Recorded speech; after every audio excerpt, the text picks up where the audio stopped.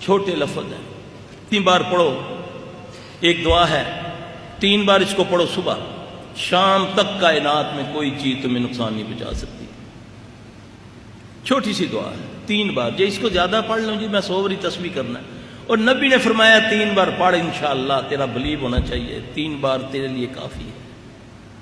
یہ کرو. یہ ساری رہنمائی، ہر چیز کا علاج، کون سا علاج ہے، کون سی فزیکلی بیماری، کون سی روحانی بیماری ہے جو قرآن میں اور حدیث میں اس کا علاج موجود نہیں ہے.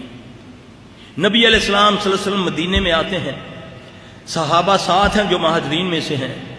نبی کے علاوہ سب کو ایسا بخار چڑھتا ہے پتہ ہی نہیں چلتا، اتنی تکلیف ہے کہ تڑپ رہے ہیں سارے، یہاں تک کہ ابو بکر رضی اللہ تعالیٰ عنہ، حضرت بلال رضی اللہ تعالیٰ عنہ اتنی تکلیف میں ہے کہ انہوں نے مکے کی یاد میں شعر کہنے شروع کر دیا.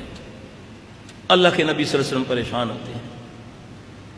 آپ صلی اللہ علیہ وسلم دعا فرماتے ہیں، اے اللہ مدینے کی فضا کو مکے جیسا کر دے، بلکہ اس سے بھی بہتر کر دے.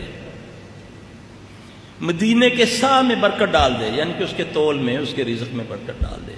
اے اللہ مدینے کا بخار جوفہ میں لے جا. ہے نا مدینے میں جوفہ ایک وادی ہے نا. اب بیمار صحابہ ہو رہے ہیں، نبی دعا کیا فرما رہے ہیں. اب اللہ کے نبی صلی اللہ علیہ وسلم کی عادت مبارک تھی، آپ فجر کے بعد صحابہ سے خواب سنا کرتے تھے.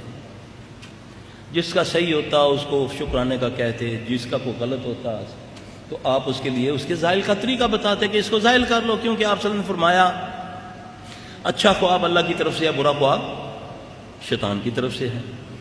اب برے خواب کو زائل کرنے کا طریقہ بڑا آسان ہے. صحابی کہتا جب سے میں نے یہ اپنایا پہاڑ جیسے بھی خوابوں کے بارے میں میرے دل میں کوئی خوف ہی نہیں رہا. اب ہمیں جو بتایا گیا، ہم جب بھی کسی سے پوچھیں، کسی بھی بھائی سے کوئی علم والا تھوڑا سا ہو تو بس جی اعوذ باللہ پڑھ لیا کرو، تھو تھو کر لیا کرو. اب حدیث کچھ اور بتا رہی ہے، میں کچھ اور بتا رہا ہوں. پہلے آپ تھتکاریں گے الٹے کندھے پر تھو تھو تھو کر کے، اس کے خواب کا تصور کر کے. پھر ایک دعا ہے اعوذ باللہ من شر الشیطان وشرہ، اعوذ باللہ من شر الشیطان وشرہ. اس کو 3 بار پڑھیں گے، اس خواب کا اثر زائل ہو گیا. اگر برے خواب کو زائل نہیں کرو گے، اس کا اثر 40 سال سے زیادہ معلق رہے گا، یعنی کہ ساری زندگی رہے گا. یہ میں اپنی طرف سے نہیں کہہ رہا، حدیث میں موجود ہے. برے خواب کو زائل کر لو. کتنے بھائی ہیں جن کو آتی ہے؟ رہنمائی تو دے گئے ہیں رسول اللہ صلی اللہ علیہ وسلم. اب اللہ کے نبی صلی اللہ علیہ وسلم صبح خواب مخاطب ہوتے ہیں تو صحابہ عرض کرتے ہیں، آپ نے پوچھا ہاں بھی کوئی خواب کسی کا؟ اس کی نہیں. آپ نے فرمایا آج میں نے ایک خواب دیکھا ہے. محمد صلی اللہ علیہ وسلم خواب سنانے لگے ہیں. میں رات کو پریشان تھا تو میں نے اللہ سے یہ دعا کی، تو خواب دیکھتا ہوں کہ ایک دراز قد کی کالی سیاہ لمبی عورت، کالا لباس پہنے ہوئے، بال کھلے، مدینے سے بھاگتی ہوئی جوفہ کی طرف جا رہی ہے. یہ نقطہ سمجھیے میرے بھائی. ہم اپنی کم علمی میں تو اس کو خاص کر جو ہمارے بھائی علم والے آپ کہلاتے ہیں، زیادہ تر اللہ ماشاءاللہ سب تو نہیں، وہ جہالت کے انداز سے ان چیزوں کو رد کر دیتے ہیں. شیطان کا انکار بھی جو ہے نا وہ بھی کفر میں آتا ہے، کیونکہ شیطان اللہ نے پیدا کیا ہے تو قیامت تک کے لیے اللہ نے اس کو مہلت دی ہے، اس کو اللہ نے قوت دی ہے. ہم کہتے ہیں اللہ کو من شر ما خلق، میں تیری پناہ میں آیا، اس رب کی پناہ میں آیا جس نے وہ یہ شر پیدا کیا. شیطان بھی اللہ نے پیدا کیا ہے. اب اللہ کے نبی صلی اللہ علیہ وسلم کو آپ نے فرمایا، سنایا، تو اس کے بعد ہی جتنے صحابہ بیمار تھے ساروں کو اللہ نے شفا دے دی. وہ کیا تھا؟ وہ بخار کیوں ہوا؟ وہ اسیبی بیمار تھا. اسیبی جن بیماریاں لگاتے ہیں، شیاطین جنوں کی وجہ سے بیماریاں لگتی ہیں. میری جو اسیسمنٹ ہے کم از کم نہیں تو 90% بیماریاں جنات لگاتے ہیں. وہ بیماریاں جن کو میڈیکل سائنس ثابت نہیں کر سکتی. آدمی کو بیماری موجود ہے لیکن وہ وہاں ہاتھ اٹھا لیتے ہیں، نہیں جی ہمیں سمجھ نہیں آ رہی، ٹیسٹ سارے صحیح ہیں. گائنی سے لے کر سر درد تک کون سی ایسی بیماری ہے جس کا علاج تمہیں قرآن و حدیث میں موجود نہیں ملتا؟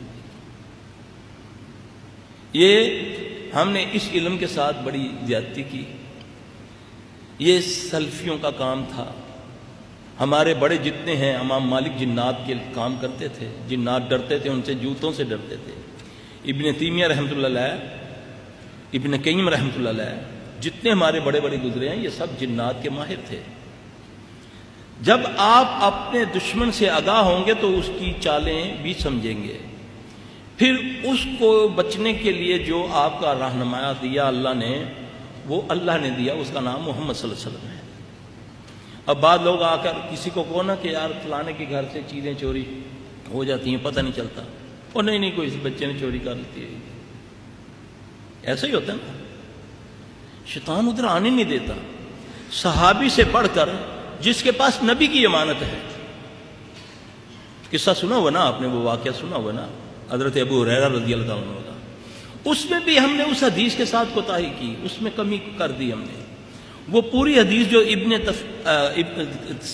تفسیر ابن کثیر کے اندر ہے وہ اس طرح ہے، یعنی کہ جب تک آپ کسی بات کو، کسی آیت کو پورا انداز سے بیان نہیں کریں گے وہ سمجھ نہیں آئے گی. اپنے مطلب کا یا اکتاہٹ کے ساتھ وہ جو تمہیں سمجھ نہیں آئی وہ اس حصے کو کاٹ کے آگے بیان کریں گے. تو علم رکھتے ہوئے نہیں سمجھ سکتا تو جو اس کو کم علم والے پڑھیں گے اس کو کیسے سمجھ آئے گی؟ نبی کی بات کو منعن جیسے ہے سمجھاؤ. ہو سکتا ہے کہ اللہ جس نے تو نے لکھا تجھے نہ وہ سمجھ دی ہو، جو پڑھے اس کو اللہ سمجھ دے دے، کیونکہ علم کسی کی وراثت نہیں ہے، یہ اللہ کی عطا ہے، جسے چاہے وہ عطا کر دے. اب وہ حدیث اس طرح ہے کہ ابو ہریرہ رضی اللہ عنہ کے پاس اللہ کے نبی نے امانتیں رکھوائیں جس میں فطرانہ اور صدقات تھے. تو وہ روزانہ پہرا تو صحیح دے رہے ہیں لیکن پریشان ہے کہ مال کم ہوتا جا رہا ہے، بڑے پریشان ہیں. اللہ کے نبی کی خدمت میں حاضر ہوتے ہیں، عرض کرتے ہیں یا رسول اللہ صلی اللہ علیہ وسلم میں تو بڑی تنہائی سے دیتا ہوں، پہرا دیتا ہوں، مگر مجھے نہیں سمجھ آ رہی کہ مال کم ہوتا جا رہا ہے. رسول اللہ صلی اللہ علیہ وسلم نے اسے فرمایا کہ تو یہ پڑھ، سبحان من سخرک لمحمد صلی اللہ علیہ وآلہ وسلم. یہ لفظ پڑھے. ابو ہریرہ رضی اللہ عنہ فرماتے ہیں کہ میں نے ان لفظوں کو پڑھنا شروع کیا تو کیا دیکھتا ہوں کہ ایک بندہ چادر بچھا کے مال سمیٹ رہا ہے. اس سے پہلے اس کو نظر نہیں آیا. انسانی روپ میں نے جب اس کو پڑھنا شروع کیا سبحان من سخرک لمحمد صلی اللہ علیہ وآلہ وسلم، تو کیا دیکھتا ہوں کہ ایک بندہ چادر بچھا کر مال کو سمیٹ رہا ہے. میں نے اس کو پکڑ لیا. اب وہ رونے لگا، پیٹنے لگا، غریب ہوں چھوڑ دے. میں نے ترس کھایا، چھوڑ دیا. رسول اللہ صلی اللہ علیہ وسلم نے مجھ سے پوچھا، میں نے یہ ماجرا بتایا. آپ نے فرمایا ہو سکتا ہے کہ وہ تیرا مہمان آج پھر آئے. پھر دوسرے دن اسی طرح کا واقعہ ہوا. پھر آپ صلی اللہ علیہ وسلم کو عرض کی تو آپ نے فرمایا ممکن ہے کہ وہ آج بھی آئے. تیسرے دن پکڑا، بڑا اس کو شدت سے رونے لگا. اچھا ایسا کرو، میں تمہیں کچھ ایسے کلمے سکھاتا ہوں کہ اگر تم اس کو پڑھ لیا کرو گے تو میں نہیں آؤں گا. صحابی رسول نہیں پہچان سکے یہ ماجرا کیا ہے جب تک نبی رہنمائی نہیں فرما رہے. اس نے بولا تم آیت الکرسی پڑھ لیا کرو تو میں نہیں آؤں گا. یہ صحیح حدیث ہے، جانتے ہیں سارے، بڑی کامن ہے. اس کے باوجود میں اگر کسی بندے کا کوئی سائل میرے پاس آتا ہے اور وہ کہتا ہے میرے گھر سے اس طرح معاملات ہوتے ہیں، میرے پیسے تجوریوں سے غائب ہو جاتے ہیں، کپڑے غائب ہو جاتے ہیں، اور میں کہتا ہوں نہیں ایسا نہیں ہو سکتا، تو اس سے بڑی جہالت کیا ہوگی. اس کا علاج بھی بتا رہا ہے نبی صلی اللہ علیہ وسلم کے ذریعے ہمیں، وہ بتا بھی رہا، اس کے سورسز بھی بتا رہا کہ کس طریقے سے ایسے ہوتا ہے. یہ علیحدہ بات ہے کہ میں نے اس کام پر محنت ہی نہیں کی، میں نے تو اس پر خیانت کی، اور آج یہ حال ہے کہ لوگ آستانے آباد ہیں. کیا کیا ہو رہا ہے لوگوں کے ساتھ. جو مجبور ہے وہ کیا کرنے کے لیے نہیں تیار ہو جاتا. کتنے لوگ تقوی لے ہیں، ورنہ تو اولاد کی خاطر میں نے اللہ کی قسم لوگوں کو ہندوؤں کے پاس جاتے، اولاد اہل حدیثوں کو دیکھا ہے ہندوؤں کے پاس جا کر علاج کروا رہے ہیں، دوسرے رافضیوں کے پاس، گندے ترین عقیدے عیسائیوں کے پاس لوگ جا کر علاج. بھئی ان کو تم کہتے ہو یہ کرتے ہو وہ کرتے ہو، پہلے ان سے پوچھو تمہیں مسئلہ کیا ہے.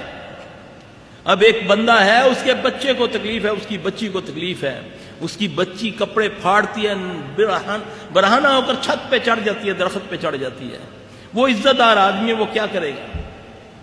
وہ کیا کرے گا؟ کسی نے بولا جی فلاں مزار پر لے جاؤ اس کو، جا کر وہاں جمعرات کو دھمال ڈلوایا کرو تو یہ ٹھیک ہو جائے گی۔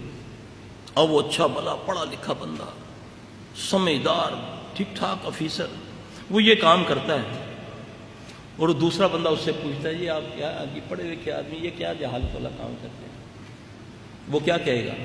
وہ کہے گا جی میرا تو یہ مسئلہ ہے، یا ہم اس کا کوئی متبادل بتا دو، جس جمعرات کو میں وہاں دھمال نہیں ڈلواتا، پھر پورا ہفتہ یہ برہنہ ہو کر بھاگتی رہتی ہے۔ اگر آپ نے اس کو اس سے روکنا ہے تو اس کا متبادل دیں جو آپ کے پاس موجود ہے قرآن و حدیث میں۔ قرآن میں سب کچھ ہے، حدیث میں سب کچھ ہے، لیکن میں نے اس علم کے ساتھ زیادتی کی۔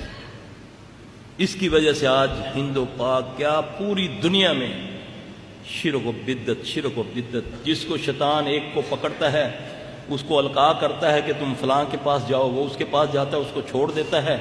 کوئی شعبدے بازی لے کر بیٹھا ہوا ہے، کوئی کیمیا گری سے کہ لوگوں کو قائل کر رہا ہے، وہ اپنی معمولی سا ایک چھوٹا سا کرتب دکھاتا ہے جس سے وہ اس رب جو آسمان و زمین کا بنانے والا اس سے ایمان ہٹا کر اس پر لے آتا ہے کہ یہ دیکھو میں نے یہ کر دیا۔ یہ ساری چیزیں میرے بھائی، یہ صرف ہمارا نبی سے دوری، اللہ کے دین سے دوری، دنیا کی محبت، آخرت کی چاہت نکال کر، اور پھر اس کے بعد ہم نے ریڈی میڈ سسٹم اس کو سمجھ لیا۔